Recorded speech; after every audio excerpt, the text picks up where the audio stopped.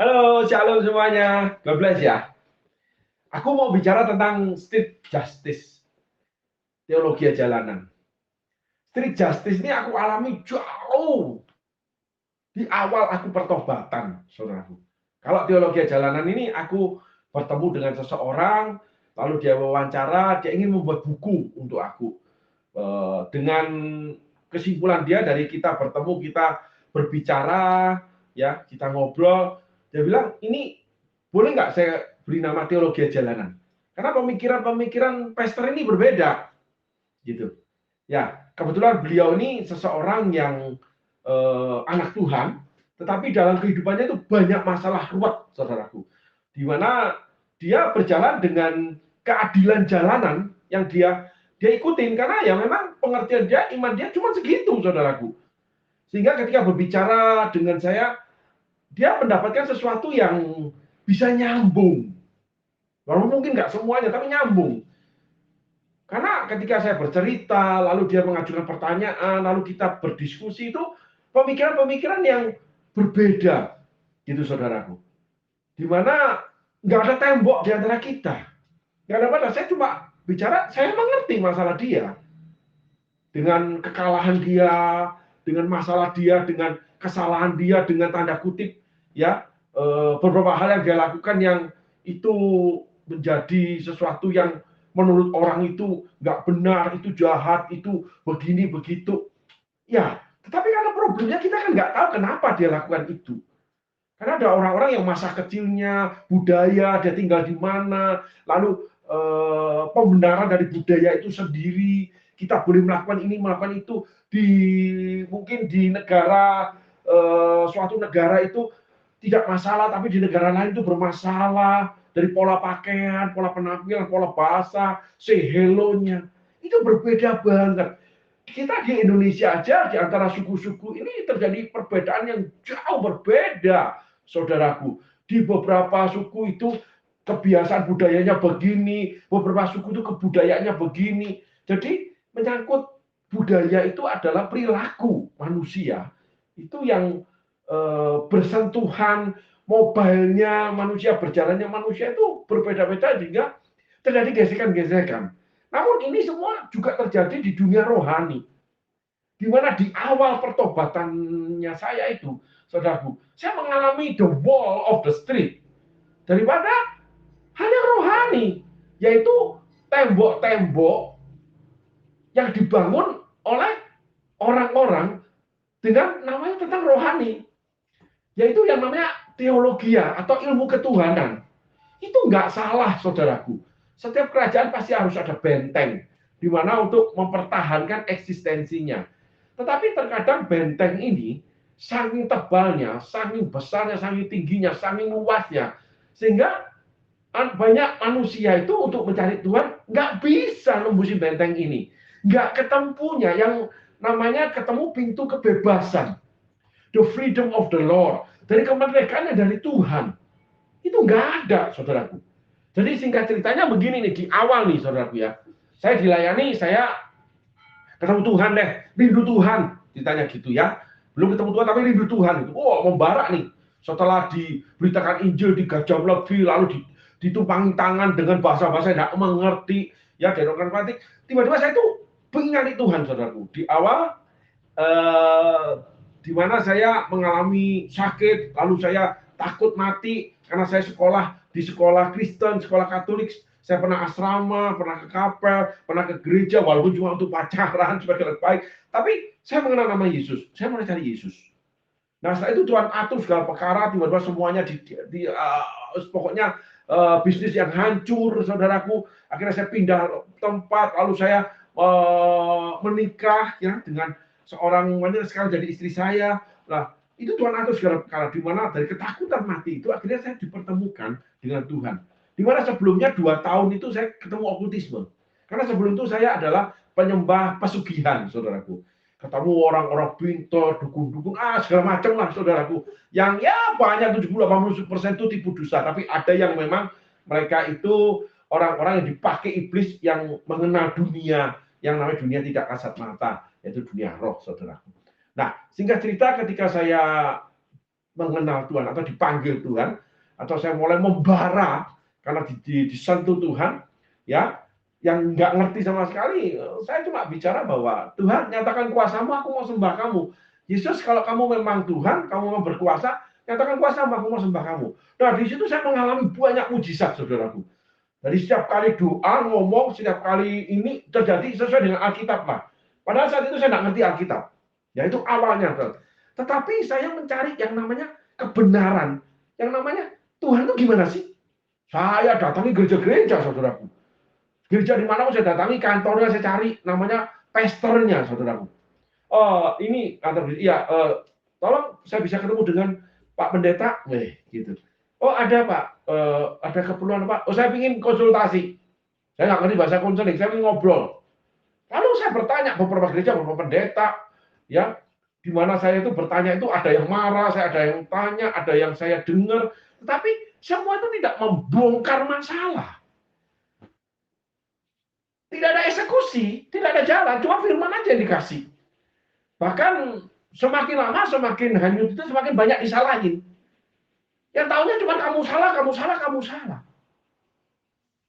Saya ketemu tembok yang demikian besar, yang saya nggak ketemu pintunya. Yang namanya bahwa Yesus itu penyelesai masalah. Saya cuma tahu tembok ini hukum-hukum firman Tuhan yang dimengerti Pak Pendeta, yang di bagian Pak Pendeta, di mana nggak menyelesaikan masalah saya. Dan pembicaraan itu sangat formalitas, di mana nggak mengerti akunya itu gimana. Yang saat ini saya teringat bahwa Marta Maria itu, Yesus itu nangis lihat mereka. Ketika Marta Maria itu protes. Yesus itu bisa menerima perempuan Samaria yang kumpul kebo yang namanya bukan suaminya yang kelima ini, laki-laki ini. Bahkan dipakai memenangkan tanah Samaria. Yesus tuh bisa tahu, bisa mengerti masa lalu perempuan yang kedapatan berzina. Yang dia dihukum. Sedangkan ahli-ahli Taurat, teologi saat itu menghukum perempuan ini. Harus dilempar batu sama mati karena hukum Musa. Karena memang Taurat Tuhan, karena memang hukum Tuhan. Gitu.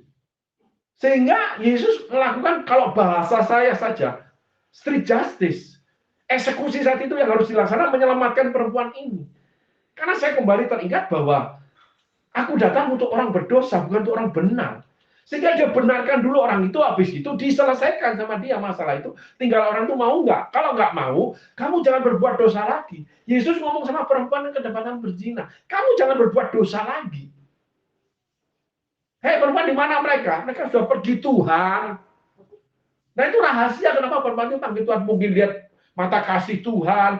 Bagaimana Tuhan tolong orang ini pasti mati. Perempuan itu udah namanya bugil, telanjang, diarak di tengah orang, udah nggak punya harga diri.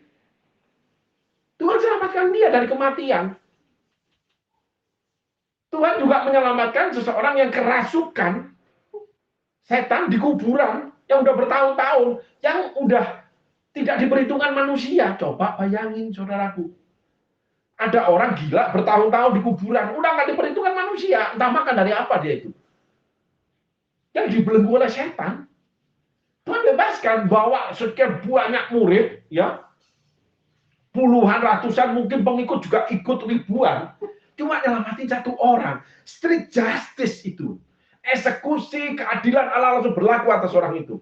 Karena ada panggilan Allah.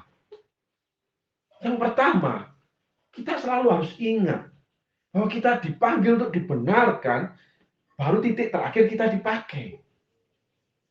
Yesus membenarkan perempuan pendarahan. Yesus membenarkan yang namanya perempuan yang kumpul kebo. Dan itu bukan suamimu. Yesus membenarkan namanya perempuan yang kedapatan berzina. Yesus tidak peduli dosa. Yesus mengambil orang itu, dikeluarkan dari sumur derita dia. Dari kerasukan setan, dari perzinahan. Cuma Yesus ngomong, kalau perempuan yang kedapatan berzina, kamu jangan lakukan lagi. Udah selesai, hai perempuan, dosamu udah diampuni. Dan itu ahli agama menolak semua. Berapa banyak saat ini dunia rohani menolak orang-orang yang tidak selaras dengan mereka. Berapa banyak orang-orang rohani yang menolak orang-orang yang tidak selaras dengan mereka, bahkan mereka yang hidup dalam dosa. Itulah saat ini dibutuhkan street justice, teologi jalanan. Di mana street justice, teologi jalanan, itu langsung eksekusi dari Tuhan. Menyelesaikan. Setiap saya mencari namanya orang yang mengenal Tuhan, yang namanya pelayan-pelayan Tuhan, baik para pastor, baik pelayan Tuhan, nggak bisa menyelesaikan masalah. Buntu, bahkan makin putus asa saya, makin kecewa. Tetapi Tuhan tetap menuntun, walaupun Tuhan tetap menuntun, iya. Tetapi itu sebuah pengalaman di mana kita sebagai manusia harus menjadi manusia untuk memanusiakan manusia. Bahwa kita mengerti manusia itu memang tempatnya orang berbuat dosa. Karena dia belum manusia rohani. Manusia rohani pun ketika jatuh dalam dosa, dia menjadi manusia. Dia sudah bukan manusia rohani lagi. Karena roh Allah undur dari dia. Roh Allah menarik hadiratnya. Roh Allah akan bekerja untuk menyelesaikan perkara dia. Seperti Petrus. Sebuah gambaran di mana Petrus akhirnya menunggu waktunya Tuhan. Petrus langsung dipanggil, saudaraku, menjadi gembala. Apa engkau mengasihi aku? Nah, kita lihat profil Yesus ini. Itu street justice. Barang siapa menolak aku di hadapan manusia, aku akan menolak mereka di hadapan Bapakku, di hadapan malaikat-malaikatnya.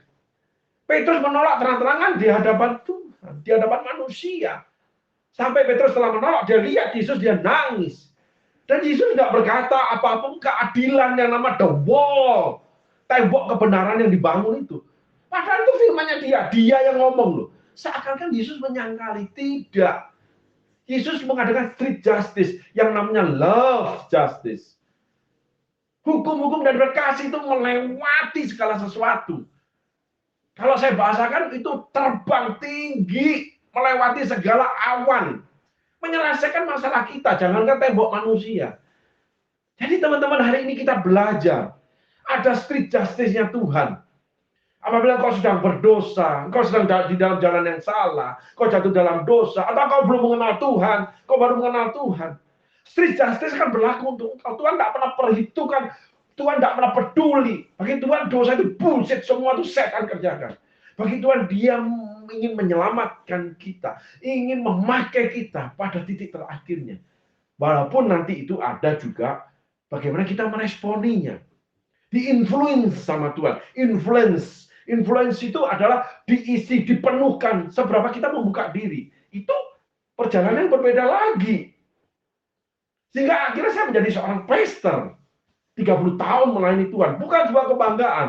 Tapi betapa banyak the wall of the Christ from the human. Tembok-tembok daripada pengurapan Tuhan yang dibangun oleh manusia.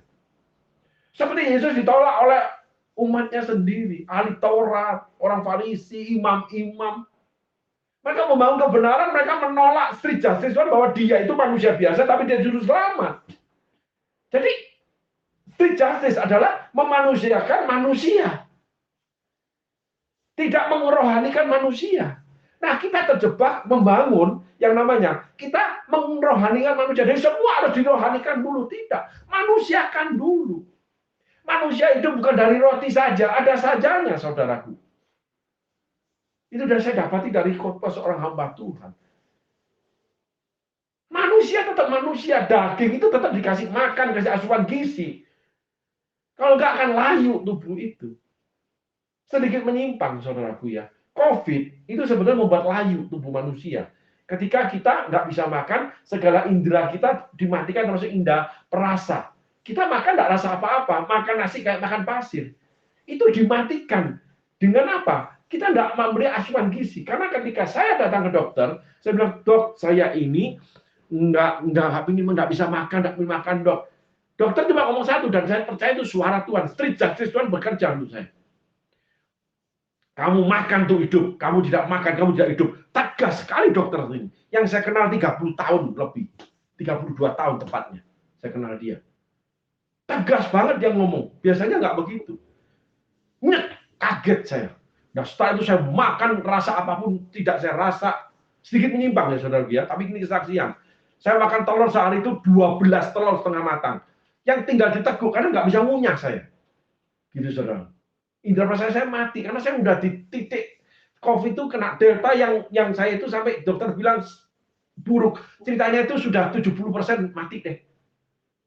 Kalau dari analisa dokter ya, diagnosis dia ya, siapa yang datang, aduh buruk. Sampai saya pakai namanya apa itu oksigen, tabung oksigen ini ke dokter. Bawa tabung oksigen dengan rodanya itu, yang kecil lagi saudaraku ya. Gitu. Setiap hari suntik setiap hari, minum obat itu puluhan sudah. Jadi minum vitamin, antivirus dan sebagainya. Saya ketemu street justice-nya Tuhan. Saya bilang Tuhan, dok, saya kan punya darah tinggi. Saya benar-benar, kalau sudah titik ini tidak ada darah tinggi, lenyap itu, makan untuk kamu hidup. Semua makan, apa yang kamu mau. Masukin. Makan saya. Jadi nggak perlu diinfus. Dan sembuh. Begitu saya makan hari ketiga, keempat, kelima, naik saturasi saya. COVID membuat layu. Kenapa? Tidak ada asupan gizi. Itu saudara. Demikian juga hidup, saudaraku.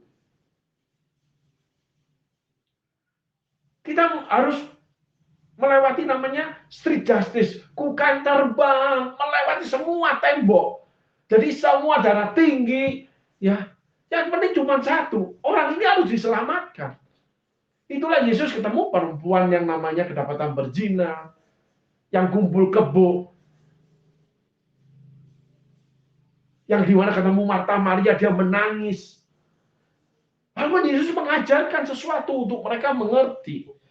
Jadi pengajaran itu nanti, penerimaan lebih dulu. Firman Tuhan itu nanti, kita peluk dulu orangnya. Karena ketika Yesus menghampiri anak manusia, selalu kasih dia berikan lebih dulu. DP-nya, down payment itu kasih. Street justice itu adalah namanya pengadilan love justice. Kasih yang bekerja. Terima dulu. Setelah itu baru ajar, didik, tuntun, bimbing, dan sebagainya. Kalau ingin jadi Yudas, biarin saja.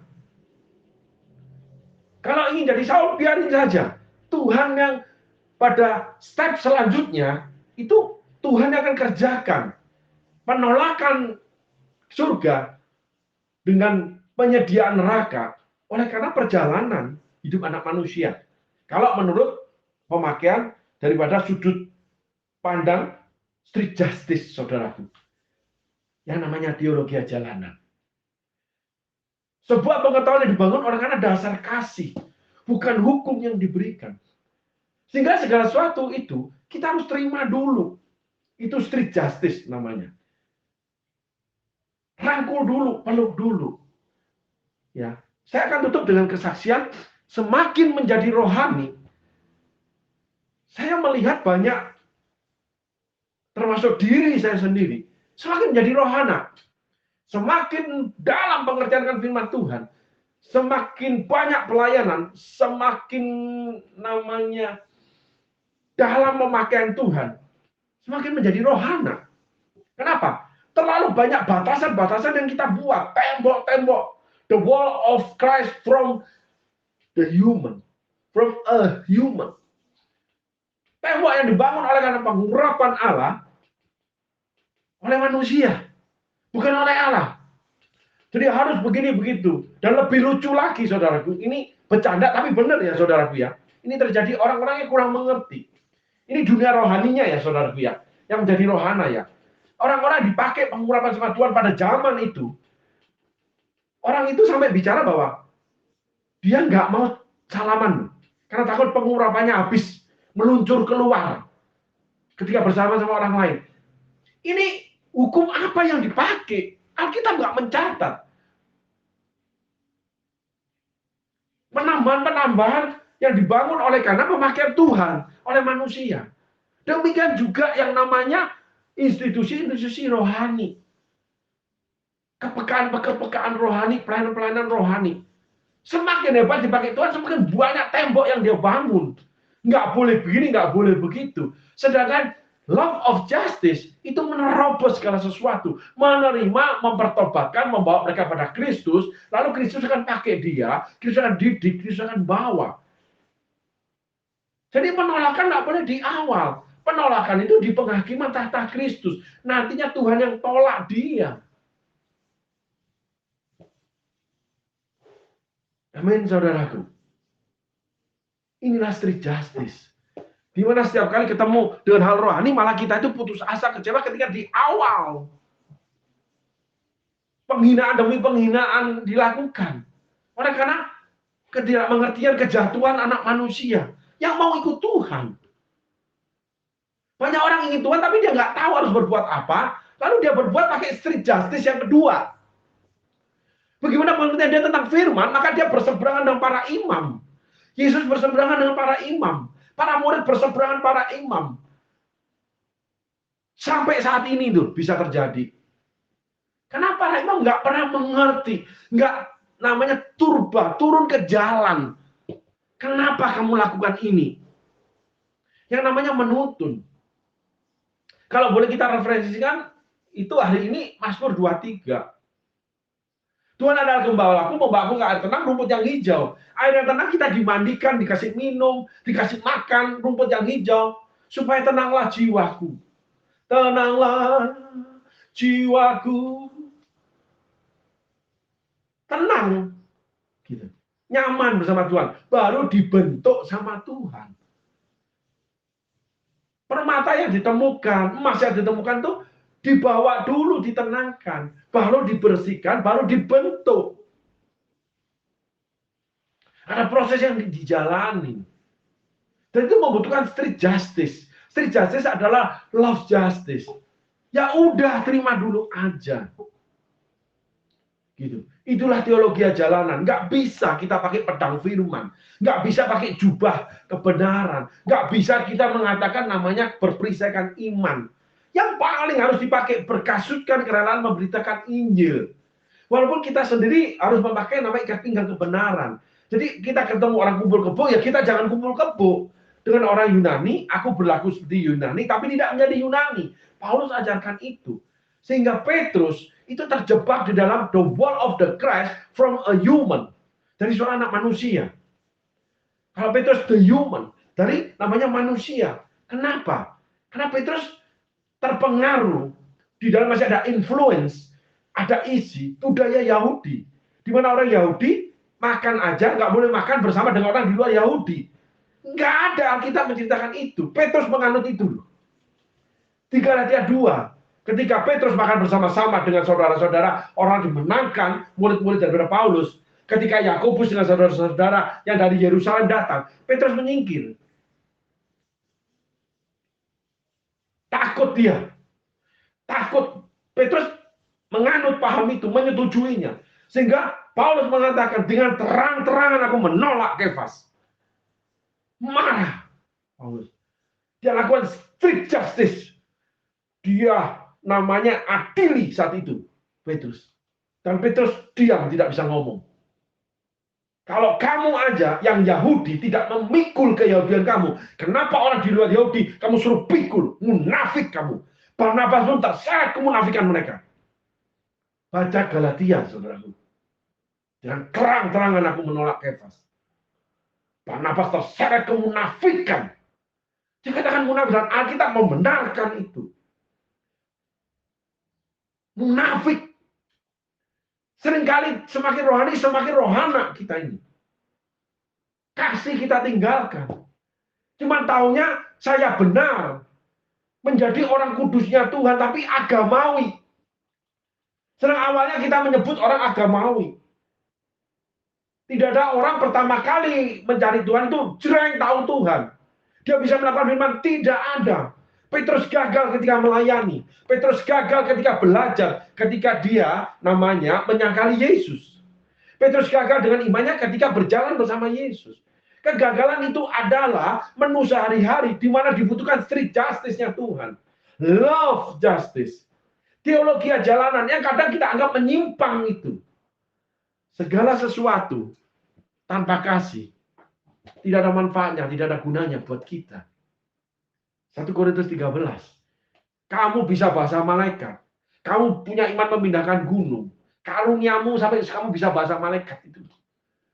Kamu memberi dirimu dibakar aja tanpa kasih. Tidak ada manfaatnya dan ada gunanya buat kamu. Buat kamu. Apalagi buat Tuhan.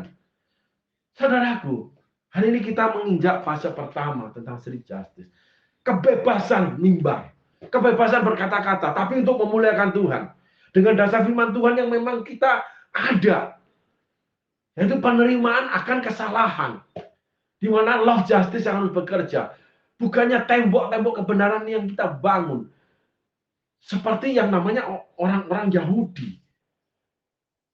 Di mana Paulus menulis, aku tahu saudara-saudaraku orang Yahudi ini betul-betul melayani Allah, sungguh-sungguh betul-betul mencintai Allah. Tetapi mereka mendirikan kebenaran mereka sendiri. Kebenaran yang kita tambah bumbu terlalu banyak. Kebenaran yang bukan namanya bumbunya dari Allah, namanya kasih, penerimaan. Sehingga satu orang, ketika Yesus disalibkan, Yesus, kamu ingat aku ya ketika Taman Firdaus ya, seperti katamu itu. Saat ini juga kamu sudah bersama aku. Cuma pengakuan iman percaya saja. Udah bersama Yesus. Walaupun kita nggak boleh meniadakan dosa. Karena dosa membawa kita ke neraka juga. Ada dimensi salib. Dimensi 2 dimensi. Dimensi vertikal, dimensi horizontal. Horizontal harus kita pikul. Kesalahan saudara, menderita buat saudara, berkorban buat orang lain. Tidak menyalahkan seperti perempuan kedapatan berzina. Perempuan yang namanya kumpul kebo. Yang satu Tuhan lakukan, jangan lakukan lagi. Yang satu dipakai Tuhan memenangkan tanah Samaria. Yang nggak pernah dimenangkan selama Samaria itu ada. Belum pernah dimenangkan. Tempat pembuangan orang berdosa dari orang Israel, orang kusta dibuang di sana, dimenangkan oleh orang berdosa. Sehingga orang berdosa itu dibuatlah Tuhan tidak berdosa. Dosa itu nothing buat Tuhan. Tetapi Tuhan mengembalikan manusia menjadi manusia. Diperlakukan sebagai manusia. Setelah itu baru dijadikan manusia rohani, embel-embelnya di sana. Untuk dipakai Tuhan, melayani Tuhan, memuliakan nama Tuhan. Karena kasih Tuhan sudah bekerja, memulihkan, mengubahkan, dan sebagainya. Membuat kita diterima oleh surga. Itu saja. Street justice itu adalah love justice. Di mana dibutuhkan teologi jalanan, bukan tembok-tembok kebenaran yang akhirnya membuat manusia tidak mampu melewatinya. Yang dibangun oleh manusia, yang tidak memanusiakan manusia yang berdosa. Amin, saudaraku. Thank you, Tuhan Yesus berkati. Next, pada episode selanjutnya, kita akan berbicara tentang street justice dengan kesaksian-kesaksian mimbar bebas, termasuk dari saudara-saudara yang lain. Silakan saudara berbicara semua, teman-teman semua, apa yang ada di dalam dirimu muntahkan, curahkan, habiskan di program konten kami Street Justice. Tetapi kami akan pilih, kami akan koreksi, kami juga akan namanya saring. Kalau itu tidak kalau itu bukan tidak, saudara. Kalau itu mengganggu buat orang lain, orang tertentu, kita nggak boleh tayangkan. Karena street justice itu adalah love justice. Pengadilan jalanan itu pengadilan kasih Tuhan. Teologi jalanan, hukum-hukum kasih Tuhan yang kita pakai. Sehingga kita juga nggak boleh menyakiti orang lain. Karena sikap amarah kita. Tapi kita boleh membicarakan keadaan oleh karena manusia yang membuatnya. Karena manusia tidak memanusiakan orang berdosa. Karena Tuhan inginkan memanusiakan orang berdosa untuk menjadi surga gambar Dia yang diberikan embel-embel manusia rohani milik Kristus yang diterima oleh Tuhan Yesus, memerintah bersama Yesus di bumi yang baru bersama manusia yang lain, bukan bersama malaikat, bersama manusia yang lain, di mana Yesus menjadi raja di atas segala raja yang memerintah bersama kita. Amin, saudaraku. Tuhan Yesus berkati. Kami tunggu untuk next episode di mana saudara-saudara ikut mencurahkan diri, memuntahkan segala sesuatunya menjadi berkat buat saudara-saudara yang lain. Sehingga banyak saudara-saudara yang akan dimenangkan oleh karena program konten daripada Street Justice, teologi jalanan. Segala kemuliaan bagi Tuhan Yesus dari awal sampai akhir. hingga kita bersama-sama Dia memerintah di bumi yang baru. Surga di hatiku, surga di hatimu, saudaraku. God bless you all. Thank you.